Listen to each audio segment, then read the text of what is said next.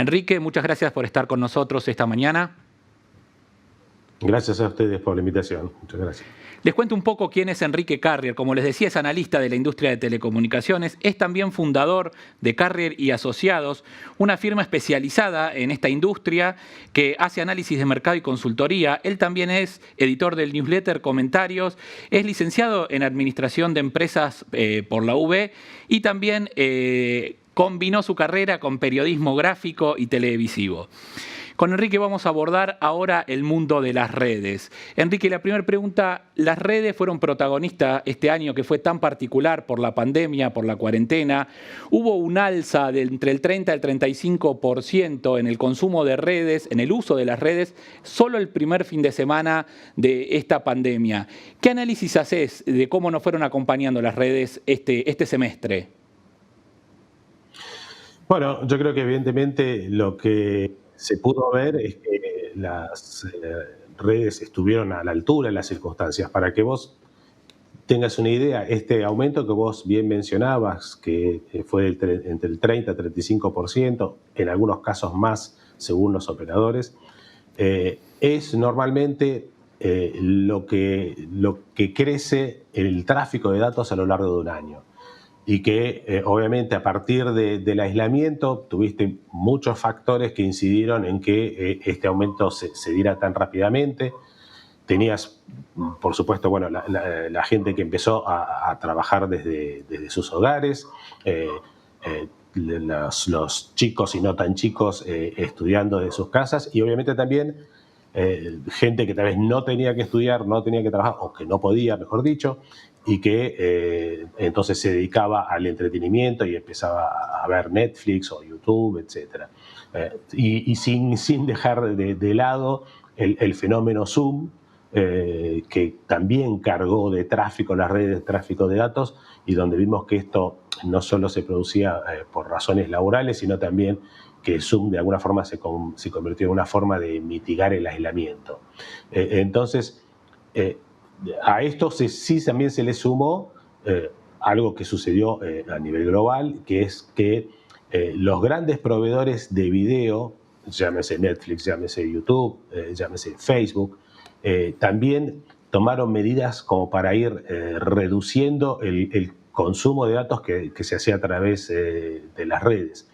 Entonces todo esto lo que dio es que a pesar de las circunstancias, las redes siguieron funcionando sin mayores inconvenientes, siendo que era un temor que había y que se dio no solamente en Argentina, se dio en todas partes del mundo, de pensar que bueno, este pico de demanda totalmente inesperada produjese efectos negativos y estos no se produjeron.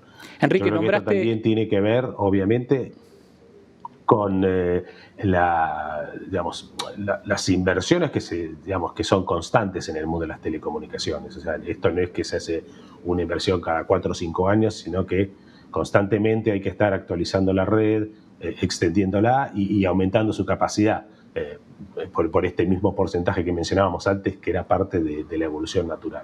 Así que creo que en líneas generales acá y te diría que en muchas partes del mundo las redes respondieron apropiadamente. Enrique, nombraste el Zoom, nombraste el teletrabajo, te sumo la telemedicina y muchas más industrias tele que le dicen que llegaron para quedarse. ¿Están preparadas las redes para lo que viene? ¿Y cómo está la Argentina comparada con la región? Mira, yo creo que pensando a futuro, o sea, y algo que también pudimos comprobar es que no se trata solamente de redes o de dispositivos. Por ejemplo, si vos de repente tenías que irte a trabajar a tu casa, también dependías de, bueno, si los sistemas de las organizaciones permitían un acceso remoto, si también los flujos de trabajo estaban preparados para esto. O sea, yo creo que acá lo que hubo fue, digamos, una especie de construir el avión mientras íbamos volando, ¿no? De buenas a primeras nos encontramos con que teníamos que ir a casa y había que ir arreglándose. A futuro yo no veo a priori un problema de las redes, ya el pico de demanda se dio y luego empezó a bajar un poco, así que ahí no deberíamos tener un problema si la situación se mantiene. Pero creo que ahora sí es importante tal vez replantearse, tanto en términos de educación, de trabajo, de medicina, todos los teles que vos mencionabas, en adaptar los sistemas, adaptar los procesos también a una participación remota. Enrique, se conoció la semana pasada un decreto del presidente que busca regular el mundo de Internet, de la telefonía fija, de la telefonía móvil, pasando de precios a tarifas, regulando el precio y nombrándolo en ese sentido una industria esencial. ¿Cómo crees que esto puede impactar en el desarrollo de las redes, puntualmente en la inversión futura, en función de esto también que venías diciendo? Bueno, yo creo que ahí está el verdadero meollo de la cuestión, ¿no? Porque obviamente si lo que vos querés es de alguna forma controlar los precios, y en el caso de un congelamiento a lo largo de un año lo que estás logrando a los efectos prácticos es una disminución del precio, se va a hacer muy difícil mantener un equilibrio que debe darse entre los ingresos y los egresos, considerando que entre esos egresos tenés los costos normales de la operación, la ganancia normal, natural de una empresa que para eso da distintos tipos de servicios o productos, y las inversiones.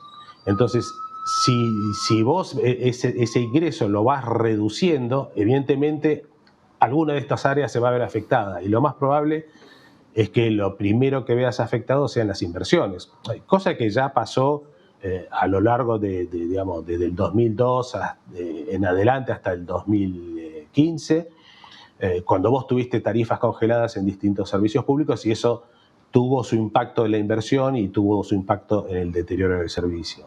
Entonces yo en este caso creo que el efecto que podríamos tener sería en una primera instancia un freno a las expansiones de la red, o sea, no te vas a poner a construir nada más. Y segundo, eso va a depender obviamente de cómo se implemente y cuánto dure en el tiempo este tipo de medidas, que se te empiece a complicar mantener la estructura tal como la tenés hoy, que cada tanto se rompe algo, hay un problema de una antena, etcétera, y si vos tenés problemas de inversión, bueno, también vas a tener problemas ya no de expansión del servicio, sino también de degradación del servicio. Entonces yo creo que ese es el principal riesgo que tenemos ante esta medida. Y la última, y para ir cerrando, no podemos hablar de redes sin mencionar el 5G, y te lo ato también a la pregunta anterior. Brevemente, ¿qué es el 5G? ¿Qué característica disruptiva tiene? ¿Y qué chances tiene de llegar a la Argentina en el corto o mediano plazo? Sí, mira, 5G es realmente un quiebre en lo que veníamos viendo hasta el momento. Hasta el momento, todas las generaciones, que es lo que significa la G, la primera, segunda, tercera y cuarta, estaban pensadas en conectar personas, ¿no? A través de los teléfonos. En el caso de 5G, más allá de muchas mejoras desde el punto de vista técnico en términos de capacidad, velocidad, etcétera, lo que tenés que va a ser realmente disruptivo es que está pensada también para conectar objetos. Y cuando hablamos de objetos, no solamente puede ser una heladera inteligente en tu hogar, sino también hay que pensar en infraestructuras públicas, que vos tengas, no sé, desde medidores de agua conectados y que entonces manden tu consumo al operador, o que tengas lo que se llama las ciudades conectadas, donde puedes tener un montón de objetos que están conectados a la red. Entonces eso es lo que hace realmente un cambio casi de paradigma en cuanto al uso de servicios móviles. En el caso particular de la Argentina, yo creo que, bueno, en realidad hasta ahora no teníamos ni siquiera una fecha cierta de cuándo podría empezar el servicio, porque acá ya no se trata únicamente de las inversiones que haya que hacer en equipamiento y en redes, sino que hay toda una serie de pasos previos que se tienen que dar desde el Estado y que tienen que ver sobre todo con la asignación del espectro, el aire que vamos a utilizar para canalizar esas comunicaciones, que es un proceso donde primero hay que identificar, o sea, decir, esta frecuencia y esta frecuencia se van a usar para este servicio, y después el proceso lógico de adjudicación a los operadores diciendo, bueno, vos operador A tenés esta porción de espectro, por eso.